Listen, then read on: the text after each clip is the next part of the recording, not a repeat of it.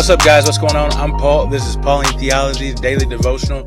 And with Trust in Jesus Ministries, glad you're here. Glad you're listening. Glad you're studying daily with us as we go through the scriptures. We're in Genesis, and I hope you have been learning and growing from Genesis and the things that we've seen about God's character, which is his faithfulness, his trustworthiness, his sovereignty over all situations. And it's helping you to live with those things reminded in you that you can trust in him more, because that's what we do this for. So I appreciate you guys for listening. We are on the final step, or the final part of the Judah Tamar episode, and we'll move back on to Joseph. So let's finish it up, guys. If you haven't read it, it is Genesis 38:27 through 30. And stop the tape, check it out, see what you got, see what it says. And then, we'll come back and we'll answer the 4 questions. If you have already read it, then we'll start answering them now. The first question is, what's going on? Well, we got the birth of 2 children, twins, man, twins. Tamar had twins by Judah. The twins, it's a weird situation. There's like, behold, twins. And whenever the first one stuck his arm out, man, she tied a red string around it, the handmaiden, or the doula, Badula, something, whatever they call that. But anyway, she tied a red string around his arm to say that this was the firstborn. And then boom, right whenever he put his hand back in to get ready to go, the other one came forth. He just piled out, man, just come through. And she was like, whoa, that's crazy. She was like, that brother just broke through like the walls. And in Hebrew, that's Perez. And so she named him Perez. And then after that, the one who had the string tied to him, he came out. And she named him Zerah. So that's what we got, just the birth of these 2 children. But there's a lot of implications that go on with this. And as we go through, what is this saying about God, man, an application, and I'll talk more about those implications. And so what's it say about God?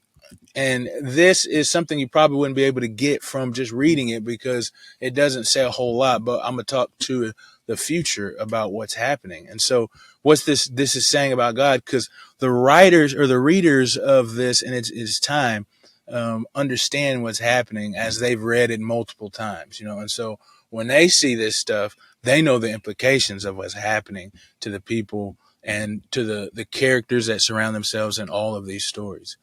And so this shows just the sovereignty of God. It shows that he is the chooser, the sovereign chooser and blesser of all people. You see, Tamar is blessed. We find later, and we see in the genealogy of Jesus, is that Tamar is part of that genealogy. And that's a surprise, because there's not many women who are in the genealogy. There's Rahab, Ruth, Tamar, and Mary, and Bathsheba, but Bathsheba is not named.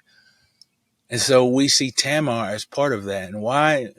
Not super sure, but why she's a part of it, but she is. Some say it's because of maybe her, maybe it's because of her marriage. Something's going on with her marriage, like a illegitimacy of what's happening in it. She had to look and presume to be a prostitute in order to do what was required, her family was required to do. And so the scandal of that marriage and that type of situation kind of mirrors or mimics Mary. And so she relates to Mary in a way, and the union that she had in this scandalous way also is how the Savior came to the world. And so the scandal and the way in which a child has come into this world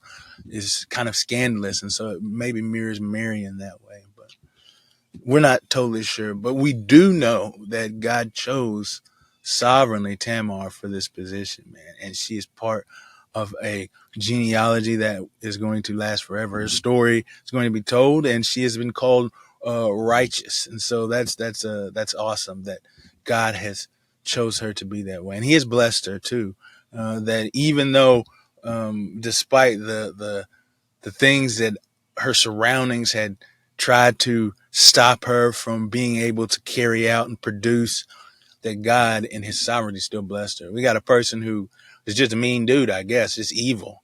God took him out. We got a guy who's taking advantage of her, and so God took him out. And then the father doesn't want to give the one whom he's supposed to, in order to fulfill the duties of his son and her husband.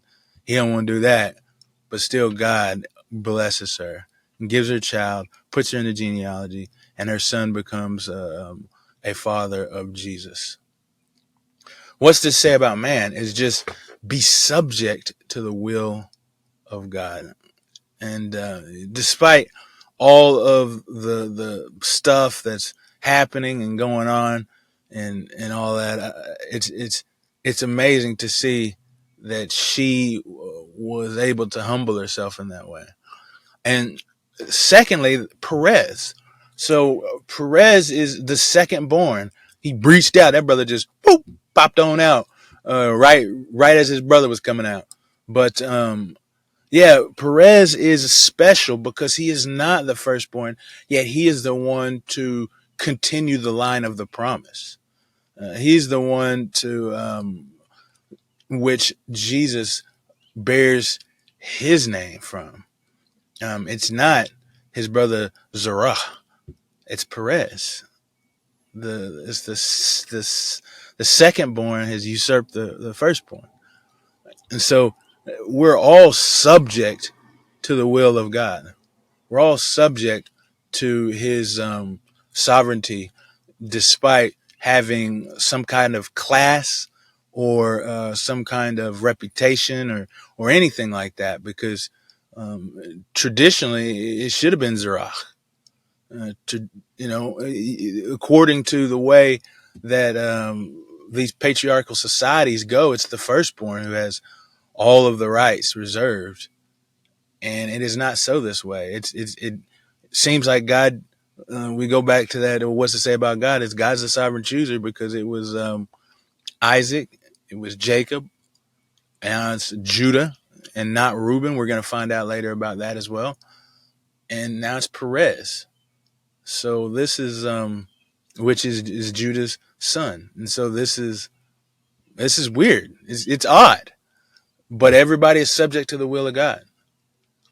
And so how can we apply these truths to our lives? How can we take an application from understanding the sovereign chosenness that God has and his blessedness that he gives upon us, and then that we are all subject to his will? Well, I think we should accept this sovereignty that God has, and then follow it, live in it.